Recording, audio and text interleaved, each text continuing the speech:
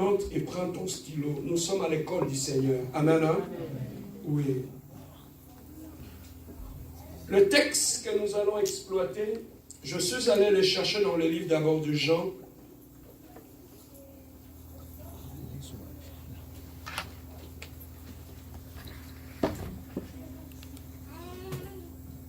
Jean chapitre 15. Jean chapitre 15.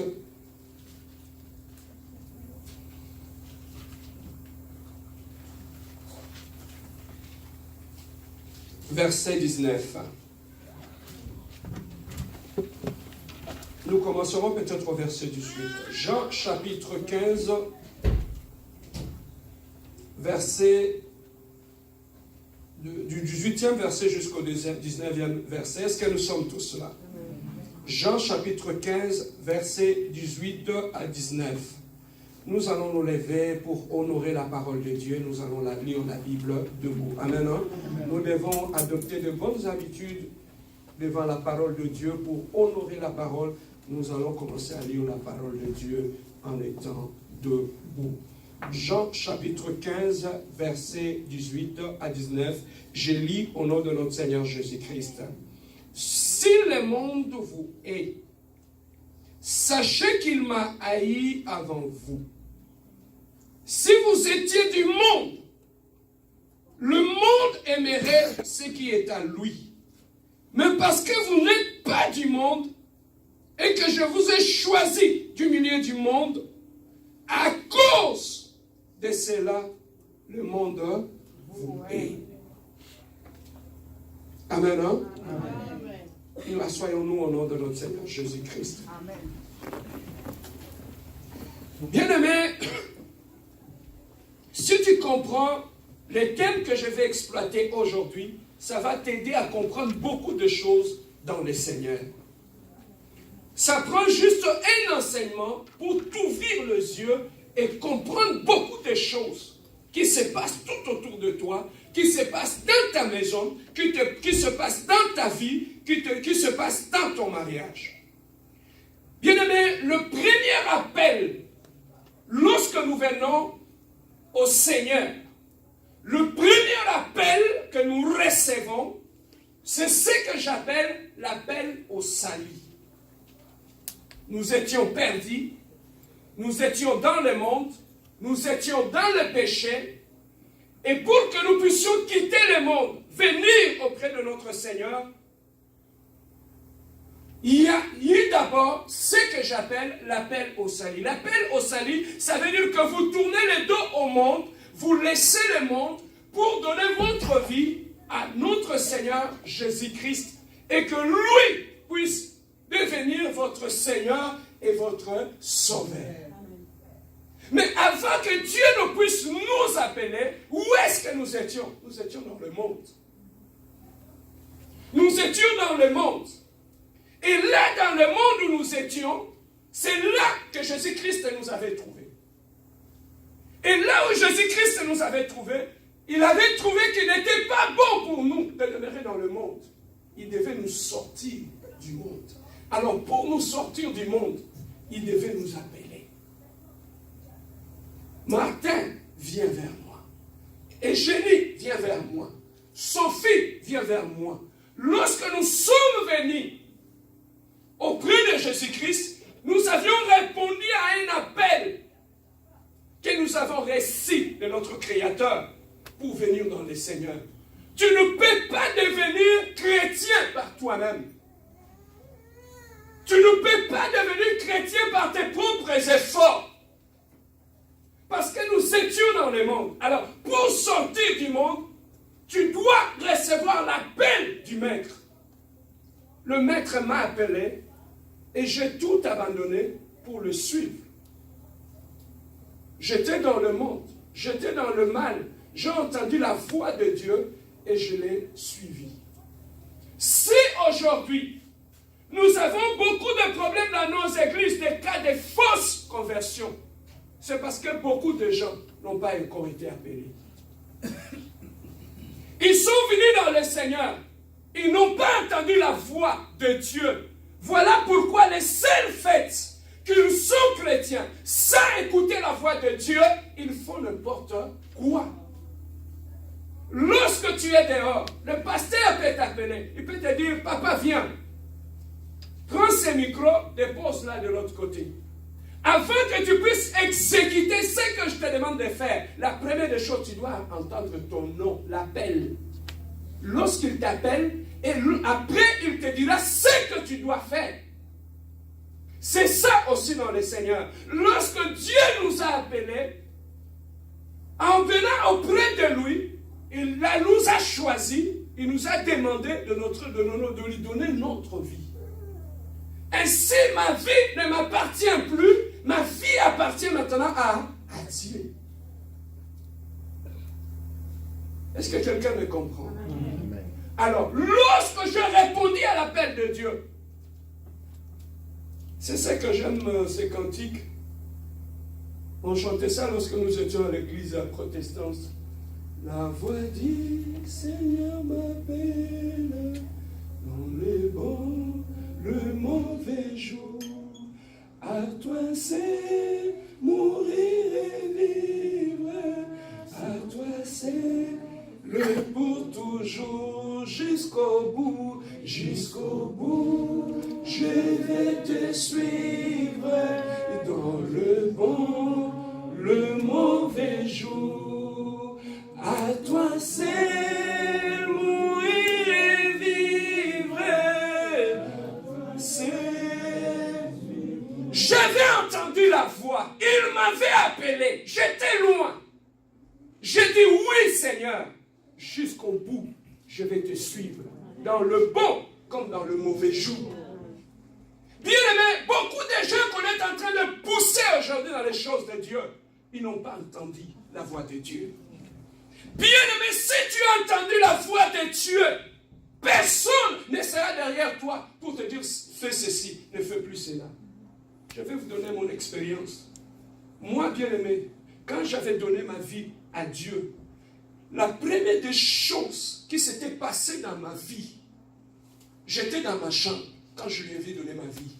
La première des choses qui s'était passée dans ma vie, c'est l'inversion de valeur. Sur les champs, tout ce qui avait de la valeur à mes yeux avait perdu la valeur. Les choses de Dieu avaient plus de la valeur que ce qui était dans le monde. Voilà pourquoi je n'avais pas besoin qu'on me pousse. Frère Serge, ne fais plus ceci, ne fais plus cela. Parce que quand je suis venu dans le Seigneur, mes yeux se sont ouverts. Quand j'ai regardé mon passé, j'ai eu pitié. Je me suis dit comment je pouvais vivre dans telle saleté. Mais lorsque j'ai entendu la voix, il y a eu inversion de valeur. Alors, lorsque tu viens auprès de Dieu, c'est cela qui doit se passer dans ta vie. Lorsque tu regardes ton passé et que tu n'as pas honte de ce passé-là, Yaya, tu as un problème. Lorsque tu regardes ton passé, tu continues encore à justifier le bêtise, les erreurs que tu avais fait dans ton passé. Sache qu'on t'en a embêté. Bien aimé, la première des choses, quand tu rencontres Dieu, il ne te parlera pas de ta famille, pas de tes tantes, pas de tes oncles. Quand tu le vois, la première des choses, il te révèle ton état. Il te révèle ton état, il te montre comment tu es sale. Donc, la première des choses, lorsque nous rencontrons le Seigneur, il nous révèle notre propre état. Tu dois te connaître qui tu es. Et lorsque tu te connais, c'est comme une lumière qui s'allume. Tu te vois que tu étais sale. Papa, lorsque nous étions dans le monde, c'est comme on ferme la lumière dans cette salle. Tu es ici. Même si tu as porté des habits sales, tu ne le sauras pas. Même si tu as porté des habits non repassés, tu ne vas pas le savoir. Il suffirait qu'on allume la lumière. Personne ne te dira que les habits que tu as portés sont sales. Tu vas directement prendre conscience de ton état. Pourquoi? Parce que mouille de péli. C'est comme ça aussi Jésus-Christ, il est la lumière dans notre vie. Quand il entre dans notre vie, personne ne te dira de laisser l'adultère, de laisser l'impudicité, de laisser le mal que tu fais. Lorsqu'il vient dans ta vie, il allume la lumière et tu vois dans quel état où tu étais. Tu n'as pas besoin que le pasteur puisse te suivre derrière. Ne fais plus ceci. Tu n'as plus besoin de ça. C'est la lumière de Jésus qui va te révéler toutes ces choses. Tu n'as plus besoin qu'on puisse te dire, il faut prier injurier ton mari. Quand tu deviens dans le Seigneur, tu regardes comment tu t'es comporté dans le mariage. Tu n'as plus besoin que des gens commencent à te conseiller de gauche à droite, mais parce que tu es déjà dans la lumière. Amen. Tu n'as plus besoin qu'on puisse te dire, arrête avec cette copine-là, arrête avec ces copains-là, c'est de l'impudicité. Non, quand la lumière vient, au tiki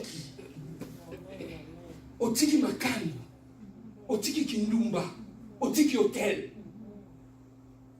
Dis-moi qui tu as rencontré dans ta vie, je te dirai quelle est ta vie. Si tu as rencontré réellement Jésus-Christ de Nazareth, bien aimé, la femme qui était au puits, qui avait rencontré Jésus-Christ, lorsqu'il a rencontré Jésus-Christ, Jésus-Christ lui a révélé que le mari que tu as, sur le champ, il a compris. Alors, lorsque nous venons dans le Seigneur, la première des choses qui s'alignent dans notre vie, c'est la lumière. Il nous éclaire. C'est comme ça aussi, lorsque Moïse ne connaissait pas Dieu, il est allé dans le buisson ardent. Il a vu un arbre qui était en train de s'allumer. Il a regardé l'arbre. Il a dit, mais comment l'arbre est en train de se brûler? Mais il n'est pas en train de se consumer. Il a commencé à s'approcher pour essayer de comprendre comment cet arbre brûlait sans se consumer. Et plus il s'approchait, Dieu lui a dit, hé Moïse, ôte tes chaussures. Le lieu sur lequel tu te tiens, c'est un lieu saint. C'est un Dieu de sanctification. Lorsqu'il nous appelle à la sanctification. Amen, hein? Amen. Alors, aujourd'hui, nous sommes en train de parler de l'esprit du monde. Dieu, lorsqu'il nous a pris, nous étions dans le monde. Le monde, pasteur Serge, c'est quoi? Tu nous parles de l'esprit du monde. Dieu, il est ce créateur du ciel et de la terre. Le ciel et la terre lui appartiennent. Mais lorsque le diable avait commis la bêtise au ciel, la Bible nous dit Dieu l'avait précipité aussi sur la terre. Et lorsqu'il est descendu, la Bible nous dit il est descendu animé d'une grande colère. Et lorsque le diable est descendu, parce qu'il est un rebelle, il a monté un stratagème, il a monté tout un système pour récupérer tout ce qui était avec Dieu, afin de les amener dans la rébellion. Parce que c'est un fils de la rébellion. Alors, le monde que je suis en train de dire, l'esprit du monde, ce n'est pas la terre ici. Le monde que je suis en train de dire, c'est tout un système que le diable a créé depuis les jardins d'Éden pour amener l'homme à la rébellion. Parce qu'il savait que lui, il était perdu. Mais il ne veut pas laisser. Il faudrait qu'il puisse créer un système avec lequel il va amener les gens à se rebeller contre Dieu. Alors, lorsqu'il est descendu sur cette terre des hommes, il a monté ses stratagèmes, il a monté ses systèmes. Ces systèmes qu'il avait montés, quand tu les regardes avec les yeux du monde, tu vas trouver que tout est beau, tout est bien. Alors, lorsque le Dieu nous demande de sortir du monde, il ne nous demande pas de sortir, de quitter la terre. Lorsque Dieu nous demande de sortir du monde, il nous demande de quitter une certaine façon de voir les choses, de quitter une mentalité, de quitter un comportement, de quitter une façon d'être. C'est cela que Dieu nous demande, l'esprit du monde. Alors cet esprit du monde, c'est cet esprit-là que le diable met à la disposition de l'être humain pour l'amener à la perdition. Amen. Amen. Alors, l'esprit du monde, c'est cela, bien-aimé, qui est en train de détruire les vies aujourd'hui. Pasteur Serge, comment savoir que je viens à l'église, que j'ai l'esprit du monde en moi? Parce que même dans l'église de Dieu, on trouve des gens qui sont encore contrôlés par cet esprit-là, l'esprit du monde. Dieu dit dans sa parole, lorsque nous venons dans le Seigneur, il nous dit une chose: cherchez premièrement les cieux. Cherchez premièrement le royaume des cieux. Il ne nous dit pas de chercher le monde. Il ne nous dit pas de chercher la bénédiction du monde. Il nous demande de chercher d'abord le royaume des cieux. Donc, par là, nous comprenons, quand je viens dans le Seigneur, j'ai l'Esprit de Dieu en moi. Ce qui va d'abord m'intéresser, ce sont les choses du royaume, pas les choses de la terre. Pasteur, comment je peux savoir que j'ai l'Esprit du monde en moi? Pour savoir que tu as l'Esprit du monde en toi, ce qui va plus attirer ton attention, plus t'intéresser, ce sont les choses du monde. Ce sont les choses du monde. Mais pasteur Serge, les choses du monde, c'est quoi? Papa, moi, ça me prend 5 minutes quand je parle avec quelqu'un pour savoir qu'il a l'Esprit du monde en lui. Tu vas trouver que la personne est plus orientée aux choses du monde. Il est plus intéressé aux choses du monde. Les choses de Dieu ne l'intéressent pas. Et cet esprit-là que vous voyez du monde est entré même dans l'Église.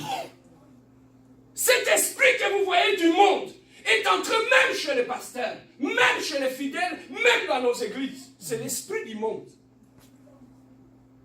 Comment savoir qu'une personne a l'esprit du monde? Il sera plus intéressé par les choses du monde que les choses du royaume.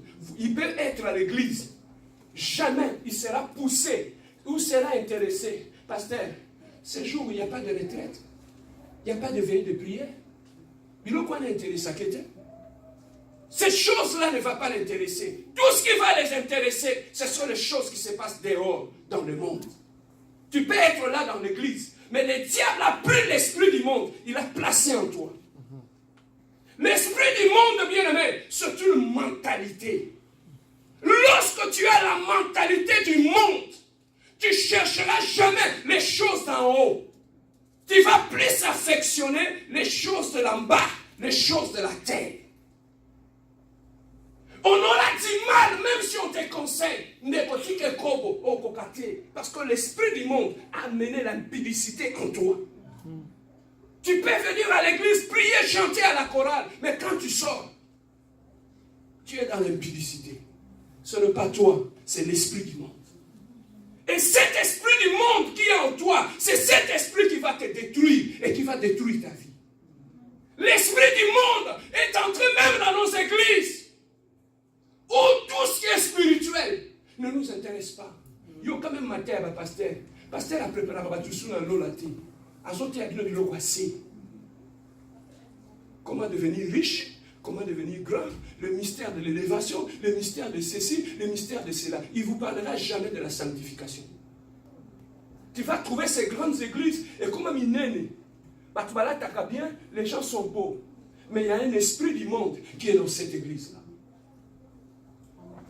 Bien aimé, l'esprit du monde va entraîner des multitudes en enfer. Parce que le but de cet esprit, c'est pour amener les gens en enfer.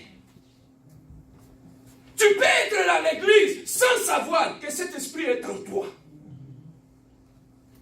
L'esprit du monde, lorsqu'il est en toi, c'est comme un cancer. Ça rentre dans ton sang, ça monte dans toutes les sphères de ton système. Ça contrôle tes pensées, ça contrôle ton langage, ça contrôle ton habillement, ça contrôle ta façon d'être. Parce que lorsque ce virus entre en toi, l'esprit du monde entre en toi, tu vas trouver que tu seras toujours intéressé, même dans ton style vestimentaire. Au Kulukabilamba normal, tu vas chercher les habits qui créent les scandales. Des habits qui laissent les seins dehors. Non, est-ce que je peux avancer? Amen. Des habits qui laissent les seins dehors, les habits qui laissent les cuisses dehors. Qu'est-ce qui te pousse à faire ce choix-là? L'esprit du monde. Qu'est-ce qui te pousse à faire ce choix-là? Non, il faut le Kabiloko et ça sexy. Chercher de tout ce qui est sexy, c'est l'esprit du monde.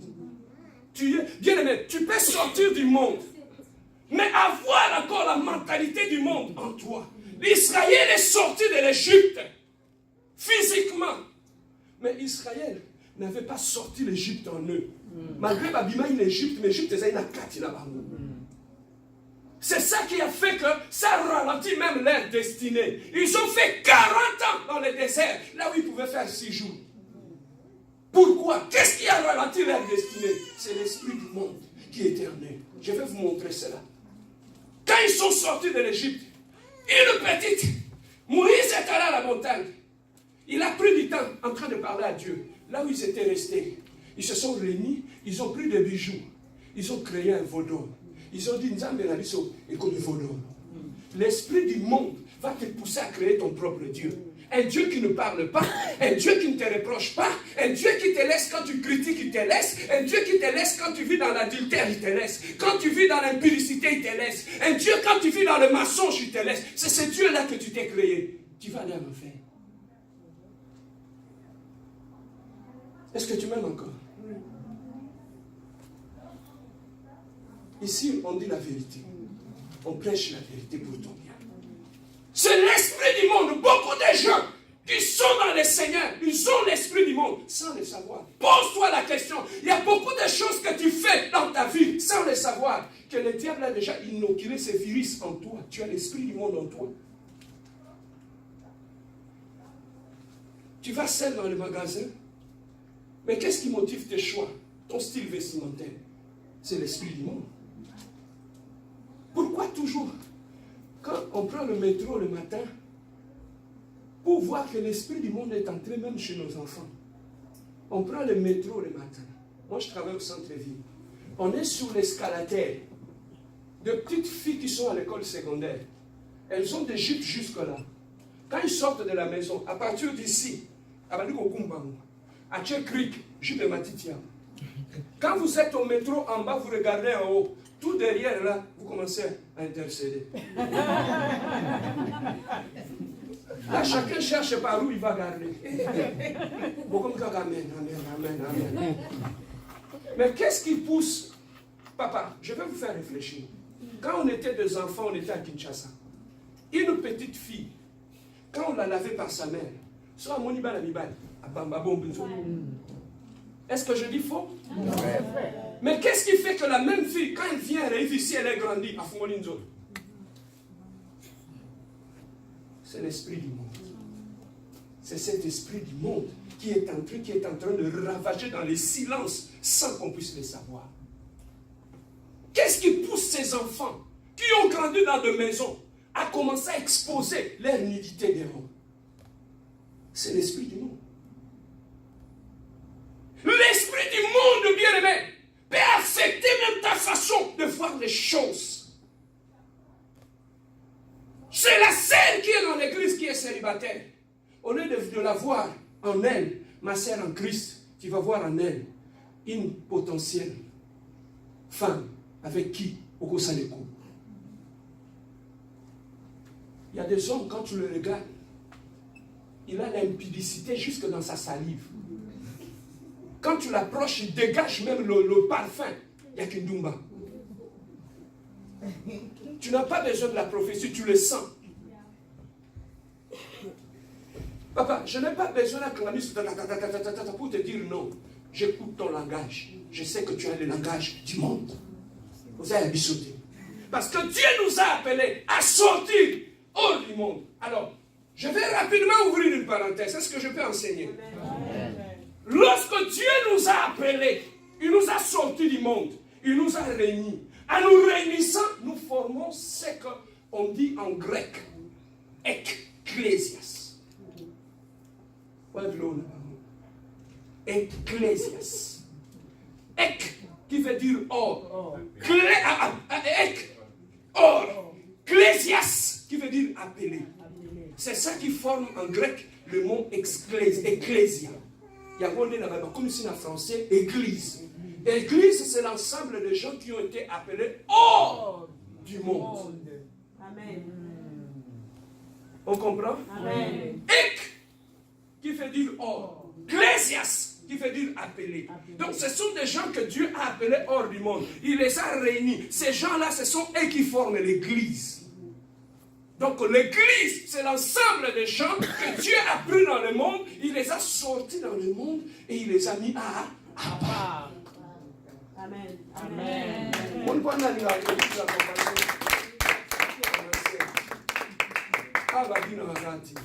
On enseigne. Amen. Amen. Amen. Alors, c'est ça, bien aimé, que lorsque nous formons ce qu'on appelle l'église, donc en nous, parce que Dieu nous a mis hors du monde, on ne peut plus trouver la mentalité du monde chez celui qui est dans l'église. Amen. Hein? Amen. Alors, lorsque tu n'es pas sorti du monde, c'est ça qui fait que tu viens dans l'église, tu continues à garder en toi la mentalité du monde. Est-ce que je peux avancer? Amen. Alors, la mentalité du monde non pas seulement affecté l'église, mais ça a affecté aussi le pasteur. Lorsque le pasteur est affecté par l'esprit du monde, dans ma terre, c'est les prédications du monde. À côté, il y a aussi dans ma terre, c'est un mot. Il peut bien commencer, il va finir toujours par tout ce qui est sous la terre. Il ne peut jamais préparer les gens pour l'enlèvement. Il ne peut pas jamais prêcher pour la massoum. Les gens vont fuir. Toutes ces prédications seront toujours orienter toujours les gens vers l'église, vers le monde. Alors, tu vas écouter dans une église où les gens sont animés de l'esprit du monde. Même dans la prière, dans le mot, esprit du monde, Isaac. Tu vas trouver que dans les prières, ils sont toujours, Seigneur, quand on prie pour autre chose, ils ne sont pas intéressés. Quand il faut commencer à chasser les démons, Seigneur, je chasse les démons de ceci, je chasse les démons de pauvreté, je chasse les démons de divorce, je chasse les démons de ceci, de cela. Tu chasses, oui, mais quand il faut commencer à prier pour la sanctification, vous t'avez ligné. Pourquoi? Parce qu'il a l'esprit du monde, même ses prières sont affectées par les prières du monde. Tu vas trouver que quelqu'un peut aller en retraite de prière pendant 6 jours en retraite de prière pour chasser les démons. Mais jamais il ira en retraite de prière pendant 6 jours pour chercher à avoir la sanctification et la crainte de Dieu dans son cœur. Exact. Au seuil local. On t'a côté retraite avec la sanctification. Pourquoi il n'y en a plus dans nos églises? C'est parce que l'esprit du monde est entré dans nos églises. L'esprit du monde dans l'église. C'est lorsque tu es ici, tu regardes la montre. Pasteur Alexis, là, elle est au place fatiguée à ma crosse, on a au gangati. Tangai nala mamusaka après qu'il te maintenant, Pasteur Alexis, là, bakani maman wana musaka kandi. Tu es ici, dans la présence de Dieu, mais tes pensées sont dans le monde. Amen. Papa, je vais vous dire une chose. Ceux qui ont connu le vrai amour, hein, quand tu aimes vraiment une personne, tu auras du mal à quitter la présence de cette personne. Papa, ton homme avec ça va y aller. Il aime une sœur. Il va voir la sœur le soir. Il commence à parler de 19h, minuit. Il dit à la sœur, ok, c'est sa fiancée. Maintenant, va m'accompagner au coin, je vais prendre les transports.